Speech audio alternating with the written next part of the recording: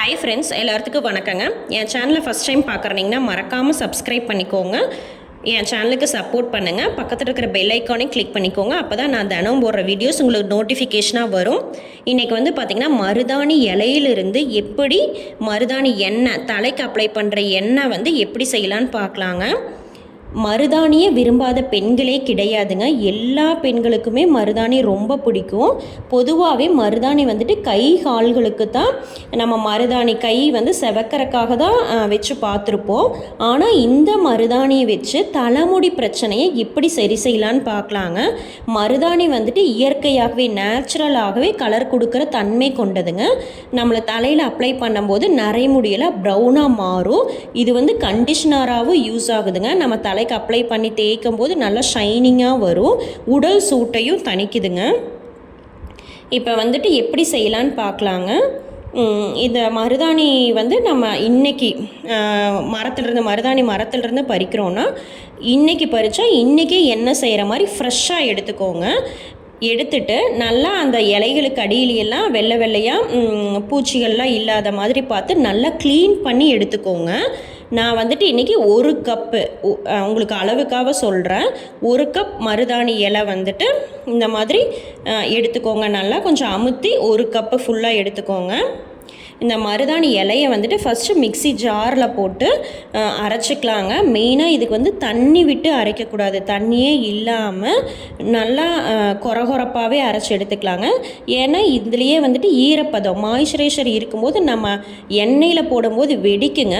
அதனால் மருதாணி இலையிலேயே ஈரப்பதம் லைட்டாக இருக்குது. அதனால் நீங்கள் நல்லா இந்த சின்ன மிக்சியில் போட்டு இந்த மாதிரி கொரகொரப்பாக அரைச்சி எடுத்துக்கோங்க. ஒரு சொட்டு கூட தண்ணியை யூஸ் பண்ண வேண்டாங்க. அதுக்கப்புறம் பார்த்திங்கன்னா ஒரு கடாய் எடுத்துகிட்டு இது இரும்பு கடாய் யூஸ் பண்ணிங்கன்னா உங்களுக்கு அதில் அயன் கண்டென்ட் இருக்கும்போது தலைமுடியும் நல்லா வளரும். நான் இரும்பு கடாய் இல்லாதனால இந்த மாதிரி சாதாரண கடாயை எடுத்துக்கிறேங்க. அதில் நான் எதில் மருதாணி இலையை அளந்தனோ அதுலேயே தேங்காய் எண்ணெய் ஒரு கப்புங்க. ஒரு கப் தேங்காய் எண்ணெய்க்கு அதே அளவு ஒரு கப் மருதாணி இலைங்க. எந்த கப்பில் அளக்குறீங்களோ அதே தான் 1:1 ரேஷியோவில் எடுத்துக்கோங்க.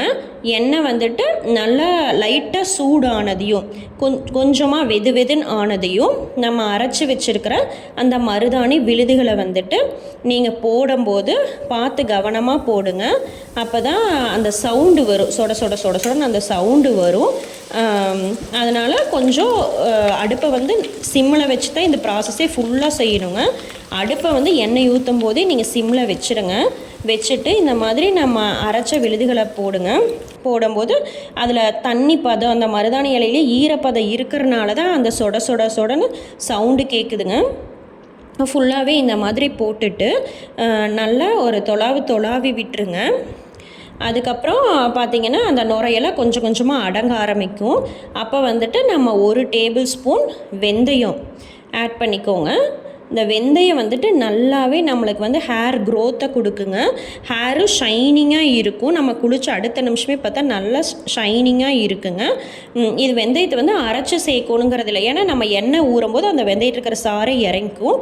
அப்புறம் பார்த்திங்கன்னா ஓமம் 1 டேபிள் ஸ்பூன். ஓமம் எதுக்குன்னு பார்த்திங்கன்னா இந்த மருதாணி வெந்தயம் குளிர்ச்சி கொடுத்துரும். குளிர்ச்சியை தடுக்கிறதுக்காக சைனஸ் பிரச்சனை இருக்கிறவங்க இந்த ஓமம் 1 ஸ்பூன் சேர்த்திக்கிறதுனால நம்ம இந்த ஆயில் அப்ளை பண்ணும்போது நம்மளுக்கு சளி தொல்லையெல்லாம் பிடிக்காதுங்க. சளி தொல்லையெல்லாம் வராமல் இருக்கிறக்காக தான் இந்த ஓமம் 1 டேபிள் ஸ்பூன் உள்ளே ஆட் பண்ணி நல்லா இந்த மாதிரி மிக்ஸ் பண்ணுறேங்க. இந்த மாதிரி நுரை ஒரு 5 நிமிஷம் 10 நிமிஷத்துக்கு வந்துட்டே தான் இருக்கும். அந்த நுரையெல்லாம் நல்லா கொதிக்கிட்டுங்க. இந்த 3ஐயும் ஆட் பண்ணிக்கோங்க. மருதாணி விழுது, வெந்தயம், ஓமம், இந்த 3ஐயும் சேர்த்து மொத்தமாக நம்ம கடாயை அடுப்பில் வச்சதுலேருந்து ஒரு 1/4 மணி நேரத்துக்கு எண்ணெய் இந்த மாதிரி சிம்மில் வச்சு கொதிக்க விட்டுருங்க. கண்டிப்பாக சிம்மில் தான் இருக்கணுங்க. இந்த மாதிரி நல்லாவே நம்மளுக்கு நுரைச்சி கொதிச்சுட்டே இருக்கும். நம்ம இந்த கடாய் வச்சதுலேருந்து ஒரு 10 நிமிஷத்துக்கு அப்புறமே அந்த வந்து பச்சை இலை மருதாணி இலை நம்ம அரைச்சி பச்சையாக போட்டோம்ல அது வந்து கருப்பாக மாற ஆரம்பிக்கும். கருப்பாக மாற ஆரம்பித்ததுனாலே நல்லா வந்து நம்மளுக்கு அந்த எசன்ஸ் பூரா மருதாணியில் இருக்கிற கலர் ஃபுல்லாக அதில் இறங்கிருச்சுன்னு அர்த்தங்க. அதுக்கப்புறம் நம்ம வந்து ஸ்டவ்வை ஆஃப் பண்ணிடலாம். ஆஃப் பண்ணிவிட்டு நல்லா ஆற வச்சுருங்க. இப்போ நம்ம வந்து நைட் இந்த எண்ணெயை ரெடி பண்ணோம்னா காலையில் வடிகட்டி எடுத்துக்கலாங்க. அப்போ தான் அந்த மருதாணியில் இருக்கிற எல்லா கலரும் வந்துட்டு எண்ணெயில் இறங்குங்க. பெஸ்ட்டு வந்து நைட்டு ரெடி பண்ணி காலையில் வடிகட்டி எடுத்துக்கோங்க. இந்த மாதிரி ஒரு கண்ணாடி பாட்டிலில் எடுத்து நம்ம ஸ்டோர் பண்ணிக்கிட்டோம்னா அது வந்துட்டு நல்லா கெடாமல் ஒரு 2 மாதத்துக்கு கெடாமல் இருக்குங்க. இந்த மாதிரி சல்லடை யூஸ் பண்ணி நம்ம வந்து வடிகட்டி எடுத்துக்கலாங்க. கண்ணாடி பாட்டில் இல்லைன்னா பிளாஸ்டிக் பாட்டிலில் கூட எடுத்துக்கோங்க. ஆனால் வந்துட்டு ஒரு சொட்டு தண்ணி கூட படாமல் இருந்துச்சுன்னா 2 மாதத்து அளவுக்கு வரைக்கும் நம்மளுக்கு வந்துட்டு கெடாமல் இருக்குங்க. இந்த மாதிரி நல்லா நீங்கள் வந்துட்டு பார்த்திங்கனாவே கலர் வந்து நல்லாவே மாறி இருக்கும். அந்த மருதாணியில் இருக்கிற எல்லா எசன்ஸுமே அந்த எண்ணெயில் இறங்கியிருக்கும். நல்லா அந்த கலர் வந்து நைட்டு ஃபுல்லாக இருக்கிறனால காலையில் வந்து அந்த மருதாணியில் இருக்கிற எசன்ஸ் ஃபுல்லாகவே இறங்குனது உங்களுக்கு நல்லாவே வித்தியாசம் தெரியும். இந்த மருதாணி எண்ணெயை நம்ம எப்படி பயன்படுத்தலான்னு பார்த்தீங்கன்னா, நம்ம வந்து தலை குளிக்கிறதுக்கு 2 மணி நேரத்துக்கு முன்னாடி நல்லா ஒரு 3 டேபிள் ஸ்பூன் 4 டேபிள் ஸ்பூன் எண்ணெய் எடுத்துக்கோங்க. எடுத்து நல்லா தலைக்குள்ளே நல்லா கை விட்டு தலைக்குள்ளே நல்லா மசாஜ் பண்ணிக்கோங்க. ஒரு 10 நிமிஷம் நல்லா மசாஜ் பண்ணிக்கோங்க. பண்ணிவிட்டு அதுக்கப்புறம் நல்லா ஊற வச்சுட்டு 2 மணி நேரம் 1.5 மணி நேரத்துலேருந்து 2 மணி நேரத்துக்குள்ளே தலைக்கு வந்து மைல்டான ஷாம்புவோ சீவக்காயோ யூஸ் பண்ணி குளிச்சுக்கோங்க. இந்த மருதாணி எண்ணெயை பயன்படுத்துறதுனால என்னென்ன பலன்கள்னு பார்த்தீங்கன்னா, தலைமுடிக்கு வந்து இயற்கையாகவே கலர் கொடுக்கும். நம்ம டையெல்லாம் யூஸ் பண்ண வேண்டியதே இல்லைங்க. இப்போ வந்து பார்த்திங்கன்னா லைட்டாக ஒரு நரைமுடி இருக்குது. எல்லாத்துக்குமே ஒரு 40 ஏஜுக்கு மேலே 40 வயசுக்கு மேலே வந்து ஒவ்வொரு முடி வந்து வெள்ளையாக ஆரம்பிக்கும். அப்போ வந்து இந்த எண்ணெய் யூஸ் பண்ணும்போது அந்த வெள்ளையான முடியும் கலராகும். மறுபடி நம்மளுக்கு வந்து வெள்ளை முடி வராமல் கருப்பாகவே வளருங்க. அப்புறம் மெயினாக பார்த்தீங்கன்னா இது வந்து பொடுகு தொல்லைக்கு தான் நல்லாவே நிவாரணம் தருங்க. நம்ம வந்து இந்த ஸ்கேல்பில் வந்து நல்லா எண்ணெயை போட்டு 10 நிமிஷம் நல்லா மசாஜ் பண்ணும்போது வந்துட்டு இந்த மருதாணியில் இருக்கிற டர்ஃபினால் அப்படின்னு ஒரு ஆல்கஹால் கண்டென்ட் இருக்குங்க. அந்த ஆல்கஹால் கண்டென்ட் வந்துட்டு அந்த அரிப்புத்தன்மை பொடுகுனால் ஏற்படக்கூடிய அரிப்புத்தன்மையெல்லாம் நீக்கி கொடுக்கும். வாரத்தில் 2 நாள் நீங்கள் இந்த எண்ணெயை தேய்ச்சி குளிக்கும்போது நல்லா மசாஜ் பண்ணி குளிக்கும்போது சுத்தமாகவே நம்ம பொடுகு பிரச்சனையிலிருந்து நல்ல நிவாரணம் கிடைக்குங்க.